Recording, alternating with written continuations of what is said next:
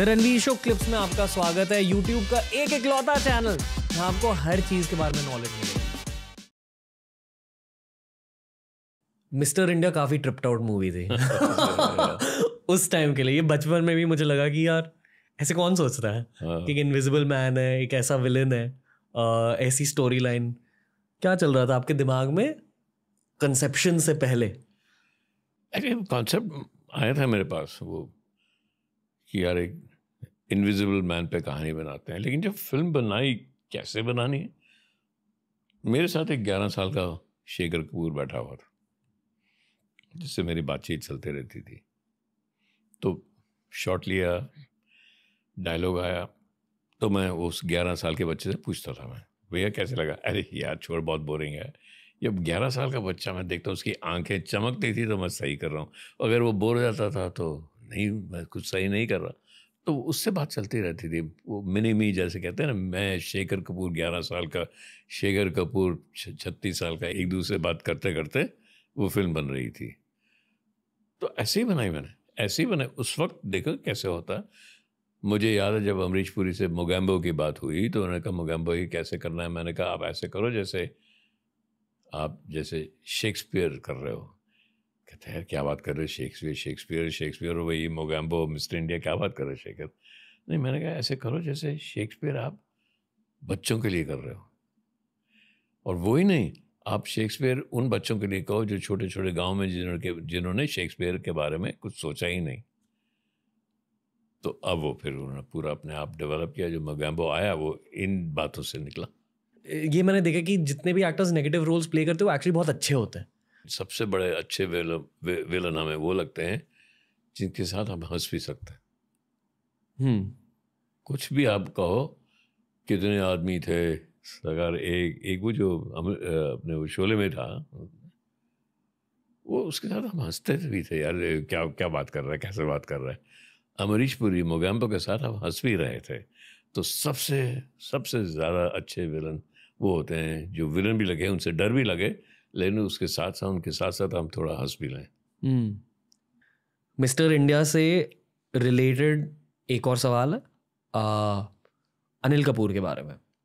क्या उन्हें पता था जब वो ये फिल्म में एक्ट कर रहे थे कि इतनी ज़्यादा आइकॉनिक फिल्म बनेगी? अनिल कपूर का सवाल, वो जवाब आसान है। अनिल तो डरता, जिस दिन रिलीज़ हुई थी उस दिन डर गया था। जिस दिन शुरू की, अरे वो डरता बहुत है, वो बहुत डर गया था। बोनी कपूर, क्या पिक्चर चलेगी नहीं चलेगी, हमारा सारा पैसा लगा हुआ है, पूरे फैमिली का पैसा लगा हुआ है, ख़त्म हो जाएगा।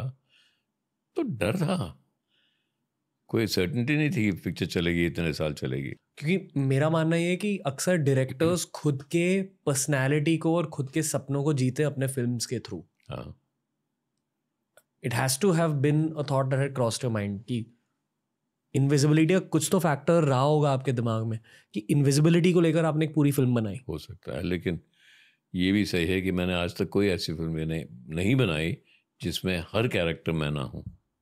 वाह।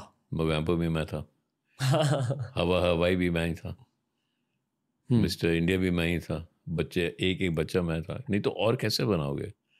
और तो और लोग जब पूछते आपने बैंडिट क्वीन बनाई थी तो रेपिस्ट भी आप थे। मैंने कहा हाँ, नहीं तो मैं कैरेक्टर को समझूं कैसे? क्योंकि मैं अपने आप के अंदर जब झांकता हूँ तो वो रेपिस्ट भी मिल जाता है मुझे, इनविजिबल मैन भी मिल जाता है मुझे, मोगैम्बो भी मिल जाता है मुझे, वो हवाई भी मिल जाती है मुझे। वहाँ अंदर से तो ढूंढने पड़ते हैं सब कैरेक्टर। हम सब कुछ हैं जी, सब कुछ है, हमारे अंदर सब कुछ है जी। हमारी रिसर्च में ये निकल गया है कि ए आर रहमान कहते हैं कि आप उनके मेंटर हो इन मेनी वेज। कुछ तो ए आर रहमान बन गए थे जब मैं सबसे उनसे पहले मिला। उनको सिर्फ मेंटरिंग मैंने इतनी दी कि उनको मॉडर्न टेक्नोलॉजी के बारे में बताया कि भाई आगे जाके तुम्हारा सबसे बड़ा जो कंजम्पशन होगा वो फ़ोन रिंगटोन्स में होगा। वो कहते हैं ऐसे थोड़ी हो सकता है। हुआ। फिर पूरा इंटरनेट के बारे में जब आने से पहले मैंने उनको समझाया कि इंटरनेट ऐसा ऐसा कर दो, ऐसा करो। तो पूरा टेक्नोलॉजी में फिर उनको इंडिया से बाहर ले जाने के लिए मैं आई टुक हिम, हमने वो प्रोड्यूस किया बॉम्बे ड्रीम्स वेस्ट एंड में। तो तब मैं ले गया। एंड्रू लॉयड वेबर के साथ कहा तो एंड्रू लॉयड वेबर तो बहुत नाराज़ हुए कि भैया मैंने इतनी वेस्ट एंड में म्यूज़िकल्स किए हैं, फैंटम ऑफ द ओपेरा की, एविटा की, सारा मेरा म्यूज़िक है, आप कह रहे हो कि कोई इंडियन को ले आओ। फिर बहुत समझाया, फिर रहमान ना आए, वो डर गया, बोले यार मुझे कौन एक्सेप्ट करेगा वेस्ट में। मैंने कहा तो चल तो सही यार, मुझे कर लिया तो आपको भी कर लेगा। तो मुझे रहमान के बारे में इतना मालूम था कि जीनियस है। जीनियस क्या होता है ये नहीं मालूम, लेकिन उसमें ह्यूमिलिटी थी और जीनियस था। वो अक्सर रहमान ऐसे करता है कि वो कहता है अच्छा आप बैठो, ट्यून नहीं है, अच्छा हाँ सुनता रहेगा। फिर कहता अच्छा मैं ज़रा ऊपर घर जाके आता हूँ, बाथरूम जा रहा हूँ, आता हूँ, आधे घंटे के बाद आएगा, और ऐसे ही करते ट्यून निकल आएगी। क्या करता है ऊपर जाकर? मुझे लगता है नमाज पढ़ता है, प्रेयर करता है, और प्रेयर में सब बातें सुन रहा है, उसके मन में बैठ गई हैं। फिर वो दे देता है फेथ को कि भैया आप जवाब दो। कहीं से फेथ को उसका वो ट्यून आ जाती है।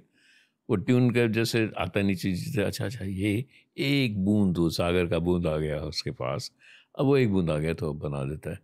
तो ये ह्यूमिलिटी मैंने देखी थी उसमें, बहुत बहुत हम्बल था वो। उसमें कोई अपना अपने एरोगेंस नहीं था। वो आए इस शो पर, उन्होंने भी यही कहा, मैंने उनसे भी यही सवाल पूछा कि आप क्या बोले। उन्होंने कहा कि एक सूफी कहानी है, अगर आप खुद मानते हो कि आप एक भिखारी हो हमेशा लाइफ के लिए, स्पेशली अगर आप एक आर्टिस्ट हो तो खुद को भिखारी मानना चाहिए। और मान लो कि आपकी एक बेगर्स बोल रहती है, आपके हाथ में एक कटोरी है, अगर आपने उस कटोरी को हमेशा खाली रखा तो भगवान उस कटोरी में आपके लिए तोहफे देता रहेगा, और फिर आप उस तोहफे को लेकर दुनिया को दे दो, उस कटोरी को खाली रखो और फिर आ जाएगी, फिर भर जाएगी। दिल को ये कहते हैं ना, हम तो अपने दिल के बारे में ये कहते हैं ना, दिल को दे दो जो चीज़ आप दे दो, अगर दिल से दोगे तो भर जाएगा फिर। जी दोस्तों, ऐसे ही बहुत सारे क्लिप्स अपलोड किए हैं इस चैनल पर। चैनल को एक्सप्लोर करो, देखते जाओ और सीखते जाओ।